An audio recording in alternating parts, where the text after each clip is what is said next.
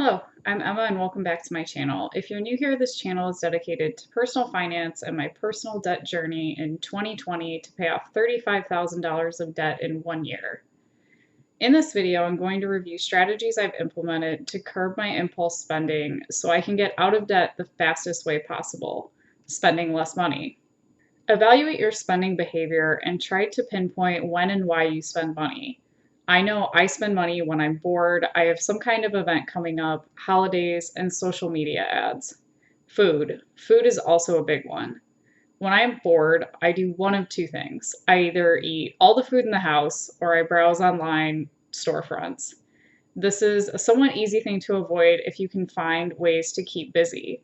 If you are bored at home, try to clean the house, sort through your stuff and declutter, organize your pantry, take care of your pets, do some kind of physical activity like going to the gym or going for a walk, play a video game, read a book, or do a puzzle.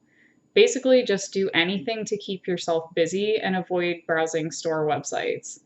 If you don't look in the first place, you won't even know what's available for sale and won't feel like you need to buy that thing you saw that was pretty and sparkly and cost over $100 for no reason other than it's branded.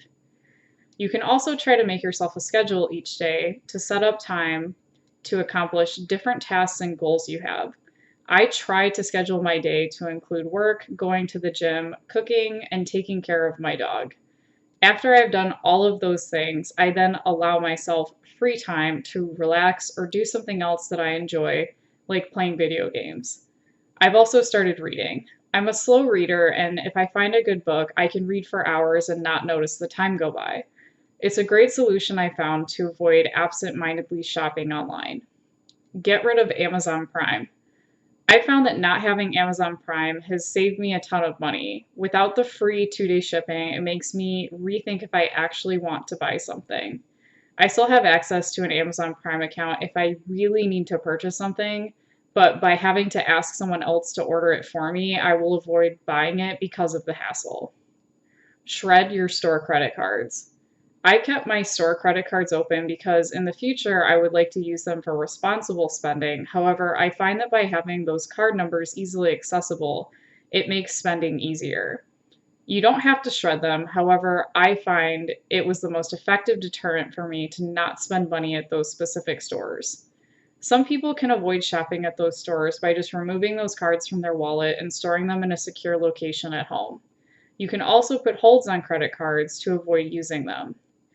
If I have some kind of event coming up, like a work meeting, someone's birthday, a planned outing, I'll use it as an excuse to buy new clothes or get my hair and nails done. I go through my clothes and think that I have nothing to wear, which is never true, and I just want to buy something new because new clothes and shoes temporarily make you feel better. The reality is that I buy some special outfit, wear it once, and then it sits in the back of my closet and never gets worn again. My normal style is jeans, a t-shirt, and a hoodie when I'm at home, and my workplace is business casual, so I still wear jeans, but a dress shirt blouse instead of a t-shirt hoodie combo. I have no need for formal workwear outside of a few meetings throughout the year, which I have several outfits that would be more than adequate for various times throughout the year. Make a point to go through your wardrobe and determine items that you wear regularly, you wear occasionally, and that you have worn once, never wear. I hang on to a few essential pieces, including one full-piece suit, a few blazers, work shirts, pumps, and a special occasion dress so that I'm covered in any event with something to wear. It might not be my favorite, but at least I have an option with something I already own. If you really don't have anything that would fit the occasion, try to borrow something from a friend, rent it, shop secondhand, or find something on final sale that would work. I've started to watch sales more closely and notice that items I really like will go on sale within a month or two. If I keep wanting it, will go on clearance for a third of the original price. I then feel like an idiot for paying full price and not waiting. I know that some items will sell out before they go on sale, but this is a consumerist mindset and fear of missing out. If you don't pay full price, you won't get it. But at the end of the day, do you really need it? The answer 99% of the time will be no. Aside from shopping for new outfits, I also use these occasions as an excuse to get my hair done, my makeup done, and get manicures and pedicures. After it's all said and done, I've spent several $100s on a new outfit, plus another 100 or more on beauty products and services to go with it for one day. When you break it down, it just isn't worth it. Making sure you have a cohesive wardrobe is also a good way to avoid spending money. I have a bad habit of buying full outfits when I shop to make sure it looks nice and has something to match. This has made my wardrobe very odd in that I have a ton of things that don't go with other things, or that I only wear certain things together. It's better to buy cohesive pieces that can be worn with one another and there are no holes in your wardrobe. If you feel like you have something in your closet that doesn't go with anything else, you are more likely to buy something new that matches it. It's better to just get rid of that odd piece out instead of constantly shopping for that missing piece. Another reason I spend money is because I see something on social media or in an ad and that I just have to have it. The reality is that I only want it because I saw it in an ad or on someone I follow or like, or it's just aesthetically pleasing. The reality is that these items usually don't look as nice in person or don't make you look like the ad or photo you saw. I have this happen all the time. I find an outfit inspiration that I like, I buy all the pieces, and then when I wear it, it isn't as cute or I don't feel like it looks as nice on me. I have so many of these outfits in my closet. It would have been better to just tell myself, oh, that's cute, and keep scrolling. You can also avoid social media accounts that constantly buy things, have new clothes, or are being paid to review things. I found in 2019 this was especially true for me with makeup. I don't need 5 eyeshadow palettes, 3 mascaras, 10 lipsticks, and just tons of cosmetics, but I bought them because I thought I needed them.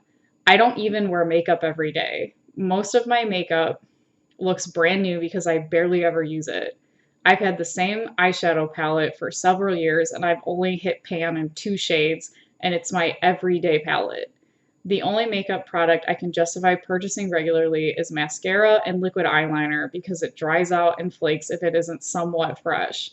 I also don't need to buy $62 foundation because some beauty influencer recommended it. Needless to say, find the things that cause you to spend money and alter your behavior to either acknowledge that you don't need to buy the things or just don't follow those accounts or use social media. Food is something that's very easy to overspend and impulse buy. Nothing is worse than forgetting your lunch at home and being starving. A great way to avoid impulse spending on food is meal prepping. I always make sure to meal prep my lunches so that I'm not tempted to go out to eat when I'm at work. Outside of work, I always cook dinner at home during the week. I try to buy food that cooks quickly and only uses one pot to make sure it doesn't take too long and won't be too hard to clean up after. I know that during the week, I'm very hesitant to cook a full meal because I'm usually starving by the time I get home and I'm just too impatient and I don't want to clean. I try to make my weeknights as easy and convenient as possible. On the weekend, I'm more willing to take the time to cook a full meal with multiple dishes. Weekends are also when I meal prep my lunches for the week. I'm also very bad about regularly going to Starbucks. I don't keep any coffee at home because I'm very sensitive to caffeine. So when I want coffee, I have to get it outside of my house. I don't keep it at home because I know I feel better when I avoid caffeine completely, but I really do love coffee. It can be especially comforting in the winter when I want something warm and delicious. This creates a bad habit of going to get a coffee every day, and then before I know it, I've spent $100 in 1 month alone.